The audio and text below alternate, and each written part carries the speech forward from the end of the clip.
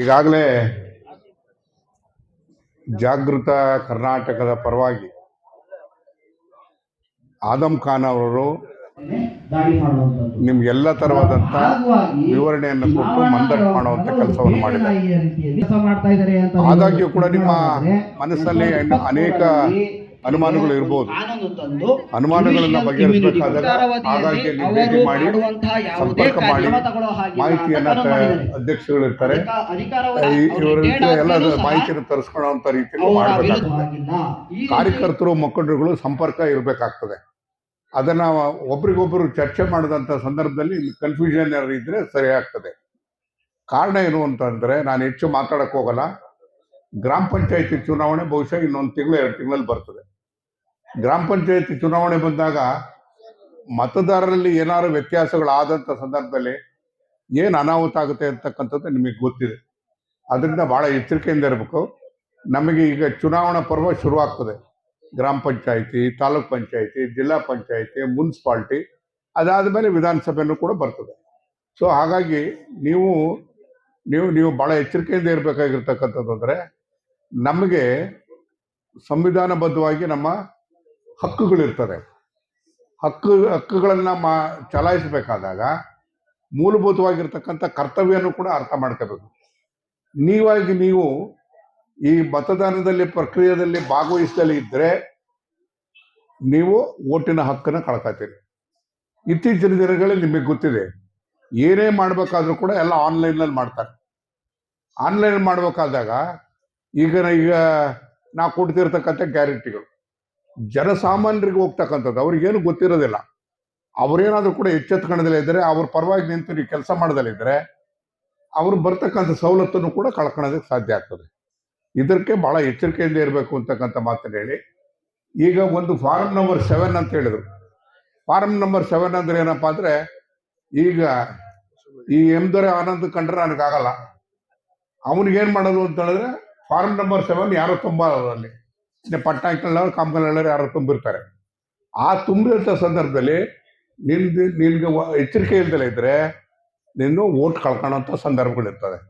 ಅಂದ್ರೆ 3 ತಿಂಗಳವರೆಗೂ ಕೂಡ ನಿರಂತರವಾಗಿ ನೀನು ಸಂಪರ್ಕ ಇರಬೇಕಾಗುತ್ತೆ. ಈ ರೀತಿಯಾದಂಥ ಎಚ್ಚರಿಕೆಯನ್ನು ತಗೋಬೇಕು.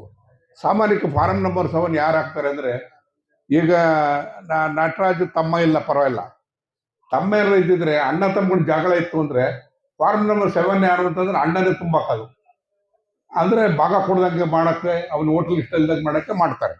ಸೊ ಇದನ್ನ ನಾವು ಯಾರನ್ನು ಕೂಡ ಫಾರಂ ನಂಬರ್ 7 ಬಹಳ ಮುಖ್ಯ ತಕ್ಕಂಥದ್ದು. ಅಂದ್ರೆ 7ನೇ ಫಾರಂ ಇರ್ತದಲ್ಲ, ಅದು ಯಾರೋ ಒಬ್ಬರ ಮೇಲೆ ದ್ವೇಷ ತೀರಿಸ್ಕೊಳಕ್ಕೆ ಕೊಡ್ಬೋದು.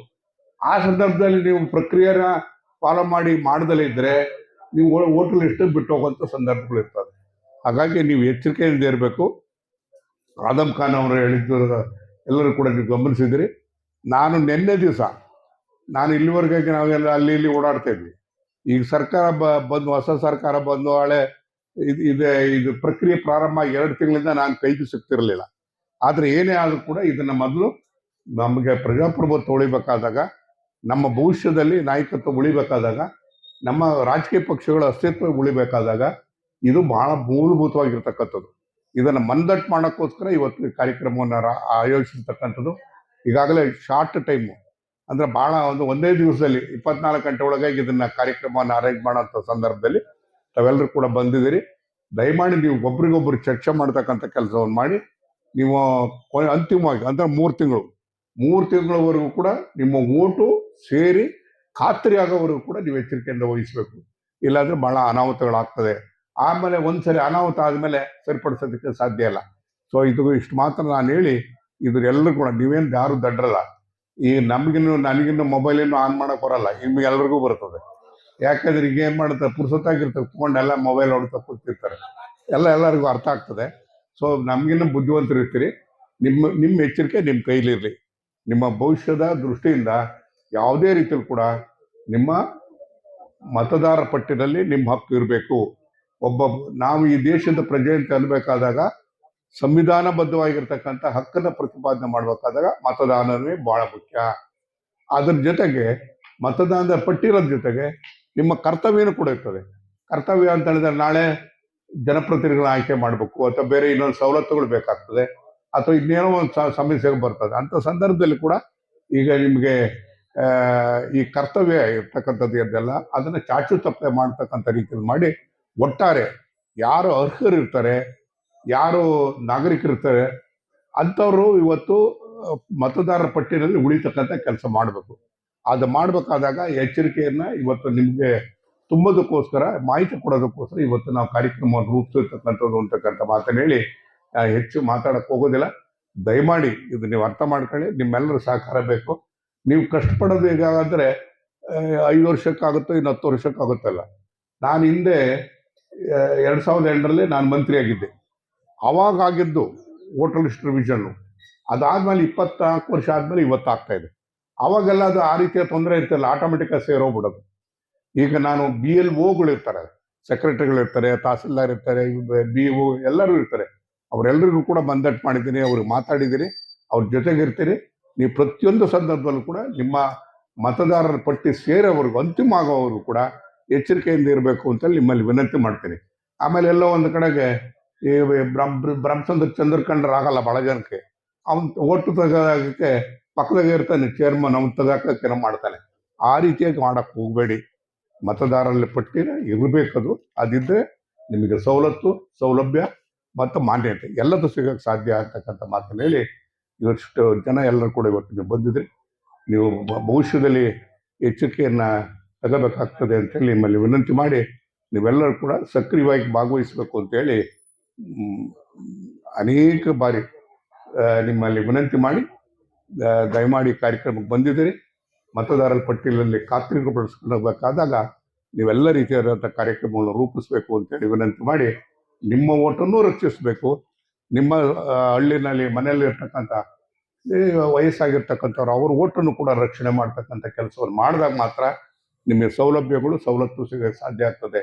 ಇಲ್ಲಾಂದರೆ ಅನಾಹುತ ಆಗ್ತದೆ. ಅದಕ್ಕೆ ಅವಕಾಶ ಕೊಡಬೇಡಿ ಅಂತ ಹೇಳಿ ವಿನಂತಿ ಮಾಡೋದಕ್ಕೋಸ್ಕರ ಇವತ್ತು ಕಾರ್ಯಕ್ರಮ ರೂಪಿಸಿದ್ರಿ. ನೀವೆಲ್ಲರೂ ಬಂದಿರೋದಕ್ಕೆ ಬಹಳ ಸಂತೋಷ ಆಗಿದೆ ಅಂತಕ್ಕಂಥ ಮಾತನ್ನು ಹೇಳಿ ನಿಮಗೆ ಮತ್ತೊಮ್ಮೆ ಎಲ್ಲರಿಗೂ ಕೂಡ ನಮಸ್ಕರಿಸಿ ನಾನು ಮಾತನ್ನು ಮುಗಿಸ್ತೇನೆ. ನಮಸ್ಕಾರ.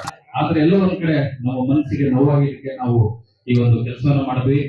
ನಮ್ಮ TB ಜಯಚಂದ್ರ ಅಪ್ಪಾಜಿ ಅವರು ಕಾಲಲ್ಲಿ ತೋರಿಸಿದ್ನ ಕೆಲಸ ನಾವು ಮೂವರು ಮಾಡ್ತೀವಿ. ಯಾವತ್ತೂ ನಾವು ಇಲ್ಲ ಅಂತ ನಾವು ಯಾವುದೇ ಒಂದು ಎಕ್ಸ್ಪೆಕ್ಟೇಷನ್ ಇಟ್ಕೊಂಡು ಕೆಲಸ ಮಾಡ್ತಿಲ್ಲ. ನಮ್ಮ ಪಕ್ಷ ಅಂತ ಹೇಳಿ ಕೆಲಸ ಮಾಡಕ್ ಬಂದಿರೋದು. ನಮ್ಮಲ್ಲಿ ಒಂದು ಸ್ವಾತಂತ್ರ್ಯ ಹೋರಾಟಗಳೆಲ್ಲ ನಡೆದಿದ್ವು. ಇವತ್ತು ನಮ್ಮ ಒಂದು ಹಕ್ಕನ್ನ ಇವತ್ತು ಕಾಪಾಡ್ಕೊಳ್ತಕ್ಕಂತ ಒಂದು ಸವಾಲು ಇವತ್ತು ನಮ್ಮೆಲ್ಲರಿಗೂ ಎದುರಾಗಿದೆ. ಇವತ್ತು ಇದರಲ್ಲಿ ನಾವು ಪ್ರಾಮಾಣಿಕವಾಗಿ ನಮ್ಮ ನಾಯಕರಾಗಿರ್ತಕ್ಕಂಥ TB ಜಯಚಂದ್ರ ಸಾಹೇಬರ ಒಂದು ನಿರ್ದೇಶನದ ಮೇರೆಗೆ, ಅವರ ಒಂದು ಮಾರ್ಗದರ್ಶನದಲ್ಲಿ ಇದೀಗ ತಾನೇ ಆದಮ್ ಖಾನ್ ರವರು ಏನು ನಮ್ಮ KPCC ಇಂದ ಎಷ್ಟೊಂದು ಪಾಪ ಅವರು ಒಂದ್ ಕಡೆ ಎಲ್ಲಾ ವಿಧಾನಸಭಾ ಕ್ಷೇತ್ರದಲ್ಲಿ ಈ ಒಂದು SIR ಕುರಿತಾದಂತ ಒಂದು ಅಭಿಯಾನವನ್ನು ಕೊಡ್ತಾ ಜನಗಳಿಗೆ ಜಾಗೃತಿ ಮೂಡಿಸ್ತಕ್ಕಂಥ ಕೆಲಸವನ್ನು ಮಾಡಿದ್ದಾರೆ. ಈ ಒಂದು ಕಾರ್ಯಕ್ರಮದಲ್ಲಿ ನಮ್ಮ ಹಿರಿಯರಾಗಿರ್ತಕ್ಕಂಥ ಅನೇಕ ಜನ ಮುಖಂಡರು ಇವತ್ತು ನಾಗರಾಜಣ್ಣರು ಇರ್ಬೋದು, ನಾರಾಯಣಪ್ಪನವರು ಇರ್ಬೋದು, ಶಶಾನಾಯ್ಕರು ಇರ್ಬೋದು, ತಾಲೂಕಿನ ಎಲ್ಲ ವರ್ಗದ ಎಲ್ಲ ಜಾತಿ ಧರ್ಮದ ಎಲ್ಲ ಮುಖಂಡರುಗಳು ನಾವು ಇದನ್ನ ಒಗ್ಗಟ್ಟಿನಿಂದ ಬೇಧಿಸ್ಬೇಕಾಗ್ತದೆ. ಅವರ ಒಂದು ಹುದ್ದೆ ಒಂದು ಹುನ್ನಾರ ಏನಿದೆಯಪ್ಪ ಅಂತಂದ್ರೆ, ಒಂದು ವಿಧಾನಸಭಾ ಕ್ಷೇತ್ರಕ್ಕೆ ಸರಿಸುಮಾರು 15-20 ಓಟ್ನ ತೆಗಿಬೇಕು ಅಂತಕ್ಕಂಥದ್ದು ಅವರ ಒಂದು ಹುನ್ನಾರ ಇದೆ. ಅದು ಯಾವುದೇ ಕಾರಣಕ್ಕೂ ನಾವು ಅವಕಾಶ ಕೊಡಬಾರ್ದು. ಯಾಕಪ್ಪ ಅಂತ ಹೇಳಿದ್ರೆ ಆಗ್ಲೇ ನಾವು ನೋಡಿದ್ವಿ ಯಾವ್ದ್ರಲ್ಲಿ ಕೇರಳದಲ್ಲಿ ಅವ್ರು ಎಷ್ಟು ಬರೀ 9 ಲಕ್ಷ ಮಾತ್ರ. ಈ ಒಂದು ಕರಡು ಪಟ್ಟಿಯಲ್ಲಿ ಏನ್ ಬರ್ತದೆ, ನಾವು BLAಗಳು ಏನಿದೀವಿ ಇದು ಜವಾಬ್ದಾರಿ ನಮ್ಮ ಮೇಲಿದೆ. ದಯಮಾಡಿ ಕೂತ್ಕೊಂಡು ಏನ್ ಎಲ್ಲಾ ಬೂತ್ಗಳಲ್ಲಿ ಎಲ್ಲಾ ಮತಗಟ್ಟೆಗಳಲ್ಲಿ ಯುವಕರು ಒಂದು ಒಗ್ಗಟ್ಟಿನಿಂದ ಕೆಲಸ ಮಾಡ್ಬೇಕು. ಇಷ್ಟು ಹೇಳಿ ನಾವು SIR ವಿರುದ್ಧ ನಮ್ಮ ಒಂದು ಹೋರಾಟ, ನಮ್ಮ ಸಣ್ಣ ಪುಟ್ಟ ಮನೆಗಳಲ್ಲಿ ಏನಿದ್ರು ಅದನ್ನ ನಿವಾರಣೆ ಮಾಡೋದಕ್ಕೆ, ಅದು ಪರಿಹಾರ ಕೊಡೋದಕ್ಕೆ ನಮ್ಮ ಸಾಹೇಬ್ರಿದ್ದಾರೆ. ಎಷ್ಟೋ ಹೆಣ್ಮಕ್ಳು ಸರ್ ನಾನು ದಪ್ಪ ಇದ್ದೀನಿ, 90 kg ಇದ್ದೀನಿ ಸರ್, 60 kgಗೆ ಬರಬೇಕು ಸರ್, ಜೊತೆಗೆ PCOD ಕಂಟ್ರೋಲ್ ಆಗ್ಬೇಕು ಸರ್ ಅಂತ ಯೋಚನೆ ಮಾಡ್ತಿದ್ದೀರಾ. 90 kg ಇಂದ 60 kgಗೆ ಬರಬೇಕು ಅಂತ ಅಂದ್ರೆ ನಮ್ಮ ಜೀನಿ ಸ್ಲಿಮ್ ನ ಯೂಸ್ ಮಾಡಿ 100% ನೀವು 60 kg ಬಂದೇ ಬರ್ತೀರಾ.